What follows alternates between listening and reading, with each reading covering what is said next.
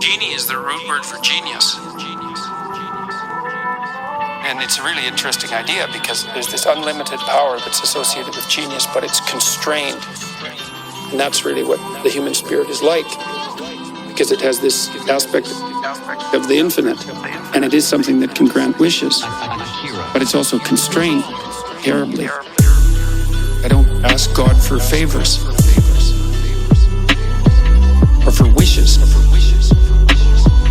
for wishes, you know?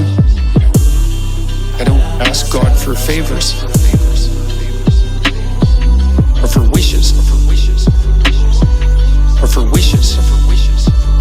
you know? We're constrained mortally and physically and all that, but the thing is that both the infinite possibility and the constraint are necessary. Right? That's what makes up the genie. It has to be both at the same time. And the idea that, you know, if you find your genie, you can have your wishes. It's right. You have to really want what you're wishing for. Right? You have to make the proper sacrifices to get it. It can't be just some whim. You have to ask for something that you would rather not have, which is usually wisdom.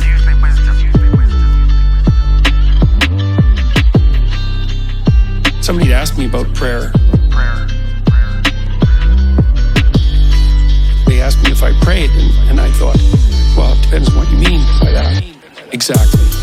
I don't ask God for favors or for wishes or for wishes, you know? I don't ask God for favors or for wishes or for wishes, you know? But I do think that if you sit on the edge of your bed and you ask what foolish thing you're doing to make it worse, that you'll get an answer right now. And it won't be the one you want, but it might be the one that if you listen to would set things straight. I don't think that I've ever been in a situation where if something wasn't going right for me and I sat and thought, okay, I'm willing to figure out what I'm doing wrong, which is a big thing to think because you never know how much you're doing wrong. It might be something that you really don't want to contend with.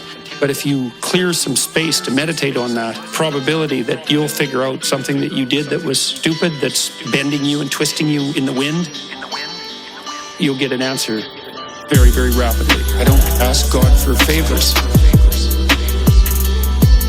or for wishes or for wishes, you know? I don't ask God for favors or for wishes or for wishes, you know? And it's not obvious how you do that. You know, I mean, it's not like you know how you're manipulating your neurons or something. It happens of its own accord in some sense, like you can participate in it, I guess, and you can interfere with it, and it seems to take a certain amount of willpower, but it still all happens mysteriously behind the scenes. And I would say this sort of attitude towards, let's say, prayer that we're discussing is just an extension of that. And it's something like, well, you admit that there's a problem first, and then you ask for the minimum necessary intervention, which would be, all right, well, I'd like to move forward on this, some small amount that someone like me could actually manage. I'd be willing to carry it out. And then you reorient the way you're thinking as a consequence of that, and something usually pops out of the abyss to guide you. Very strange, but it's not really any stranger than the fact that we can think at all. Because the fact that we can think is actually very strange. Strange like the fact that we can dream is strange.